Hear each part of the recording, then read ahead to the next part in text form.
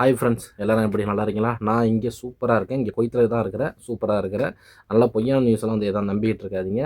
நம்ம ஒரு உண்மையான நியூஸே நம்ம வந்து கொடுப்போம். அப்டேட் வந்து வரதை வச்சு தான் நம்ம வந்து ரெகுலராக வந்து வீடியோ கொடுத்துட்ருக்கோம். ஒரு சில நண்பர்கள்லாம் வந்து கமெண்ட்ஸ் வந்து கொடுத்துட்ருக்குறாங்க.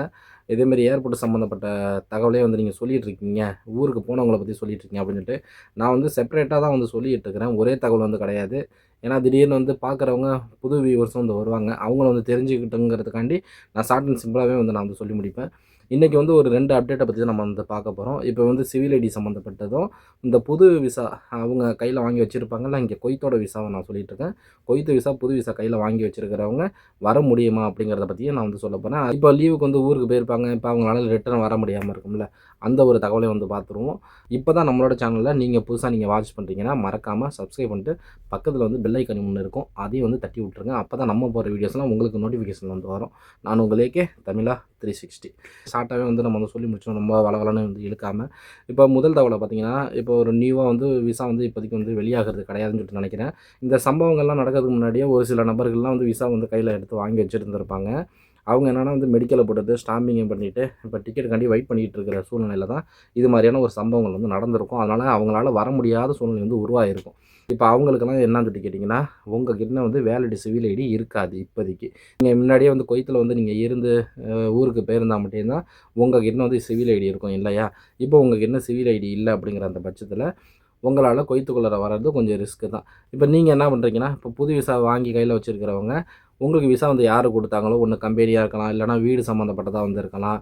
நீங்கள் அவங்கக்கிட்ட நீங்கள் டைரெக்டாக வந்து கான்டாக்ட் பண்ணி அவங்கக்கிட்ட வந்து நீங்கள் கேட்டுக்கிட்டு, அதுக்கு பிற்பாடு எப்படி சூழ்நிலைகள் வந்து இருக்குது, வர முடியுமா அப்படிங்கிறத அந்த கன்ஃபார்ம் பண்ணிக்கிட்டு நீங்கள் கிளம்பி வாங்க. இப்போ அடுத்தது என்னன்னு சொல்லி கேட்டிங்கன்னா, இப்போ லீவுக்கு இல்லைனா ஒரு எமர்ஜென்சிக்கு இப்போ ஊருக்கு போயிருந்திருப்பாங்க இல்லையா? இப்போ அவங்க போயிட்டு இப்போ ஒன்று அவங்களுக்கு விசா வந்து முடிய போகிற கண்டிஷனுக்கு வந்திருக்கலாம். இல்லை சிவில் ஐடிக்கு அவங்களுக்கு இந்த மாதமே வந்து முடிய போகிற அந்த சூழ்நிலை வந்து இருக்கலாம் இல்லையா?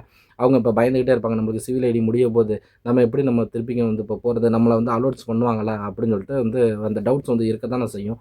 இப்போ அவங்கெல்லாம் வந்து என்னென்னா, உங்களுக்கு சிவில் ஐடி முடியறதுக்கு முன்னாடியே நீங்கள் கிளம்பி வந்துருங்க. அதுதான் வந்து நல்லது. ஏன்னு கேட்டிங்கன்னா, இப்போ இருக்கிற சூழ்நிலையில் தற்காலிகமாக தான் இப்போ ஏர்போர்ட்டு மூடி வச்சுருக்கிறாங்க. அவங்க எப்போ வந்து ஏர்போர்ட் ஓப்பன் பண்ணுவாங்க இங்கே குவைத்தில் அப்படிங்கிறது வந்து தெரியாது.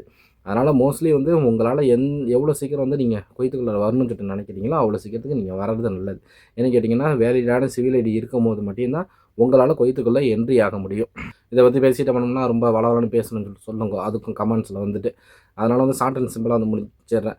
வேலிடான சிவில் ஐடி உங்கள் கைட்டில் வந்து இருக்கணும். நீங்கள் அந்த சவுதிக்குள்ளே வர்றதுக்கு உண்டான டிரான்சிட் விசா வந்து உங்கள் கையில் வந்து மெயினாக வந்து இருக்கணும். நீங்கள் எந்த ஏர்லைன்ஸில் நீங்கள் டிக்கெட்டு போட போகிறீங்களோ அந்த ஏர்லைன்ஸில் நீங்கள் டீட்டெயில்ஸாக வந்து கேட்டுங்க. இப்போ ஜசீரா ஏர்வேஸை பொறுத்த வரைக்கும் ஜசீரா ஏர்வேஸில் நீங்கள் டிக்கெட்டு புக் பண்ணுறீங்கன்னா முன்கூட்டியே வந்து புக் பண்ணும்போதே உங்களுக்கு என்ன அமௌண்ட்ஸ் வந்து கலெக்ட் பண்ணிடுவாங்க. 2வது எல்லாத்தையுமே வந்து அவங்களே வந்து புறவிடம் பண்ணிடுறாங்க. டிரான்சிட் விசாலேருந்து நீங்கள் இங்கே வர அந்த டிரான்ஸ்போர்ட்டு இதுலேருந்து எல்லாத்தையுமே வந்து அவங்களே வந்து கொடுத்துருவாங்க.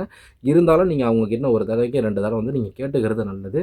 மொபைல் ஐடி இருந்தால் மட்டும் வந்து போதுமா நம்ம இங்கே குவைத்துக்குள்ளே வர்றதுக்கு அப்படிங்கிறத அடுத்த வீடியோக்களில் நான் கண்டிப்பாக வந்து சொல்கிறேன். முக்கியமான தகவல்களை உங்கள் கிட்ட கொண்டு வந்து சேர்க்குற என்னையை சப்ஸ்கிரைப் பண்ண மறந்துடாதீங்க. See you நண்பா.